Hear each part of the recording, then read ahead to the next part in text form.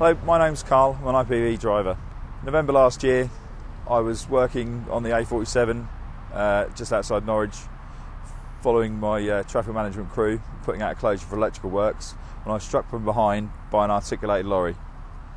Although the incident didn't result in any fatalities, it did have an effect on myself and my family.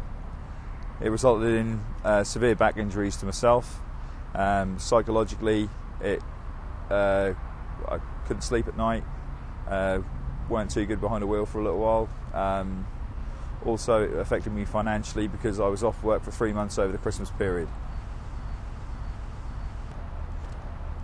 I am back at work now, however, I'm not actually doing full duties, and it also affects me outside of work through my sport, which I'm an active rugby player, and it's stopped me from playing basically for the best part of a year.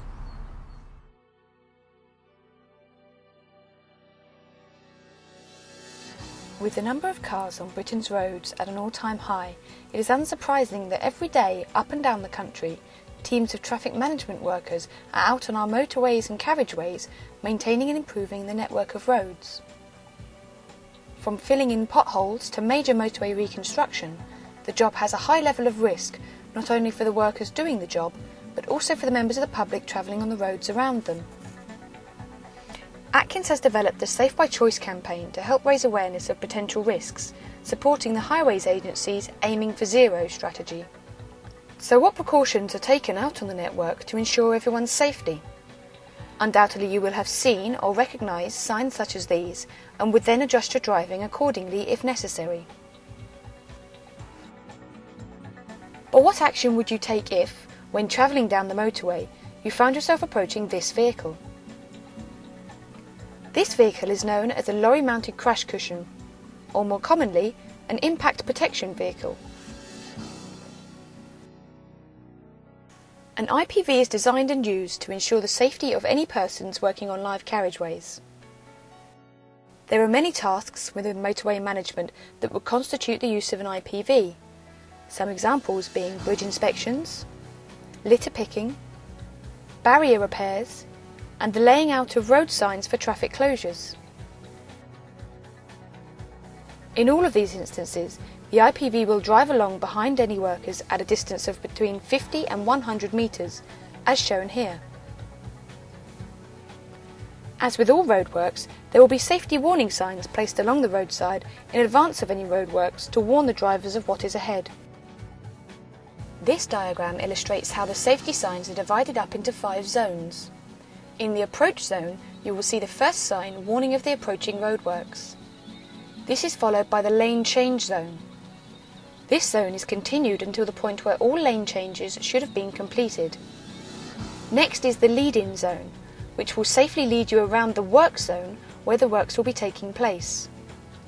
Lastly is the end of work zone, which will guide the traffic back into all available lanes. Despite the advanced and obvious positioning of these signs, if a member of the public fails to see or recognise them, they will then be travelling at high speed towards the workers on the carriageway. However, with the IPV in place, instead of hitting the traffic management team, the member of the public will instead hit the back of the IPV. Here, an IPV driver gives a guided tour of an IPV, explaining the different parts of the vehicle and what their purpose is. Here we have basically the business end, should everything go wrong, which people strike.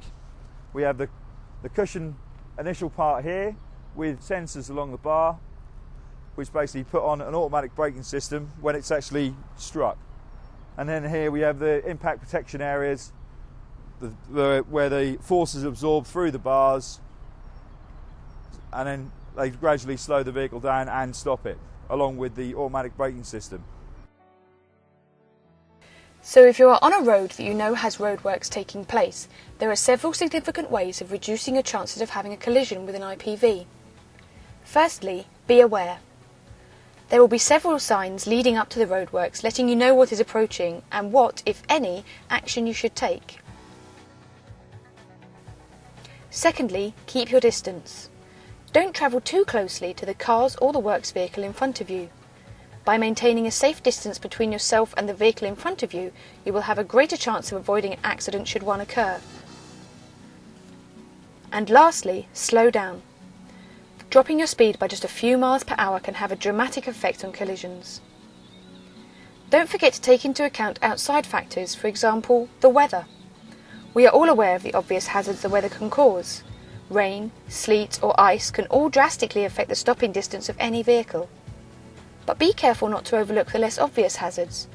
For example, in hot weather, bright sunshine can reflect off the road and can momentarily cause impaired vision. Hopefully, by raising awareness of what an IPV is and why it is used, we can help to reduce the number of incidents on our roads and carriageways, as well as help to keep both yourselves and everyone else on the road safe. Thank you for listening, and have a safe journey. The message I'd give to HGV drivers is basically slow down, look out for me. So there's that.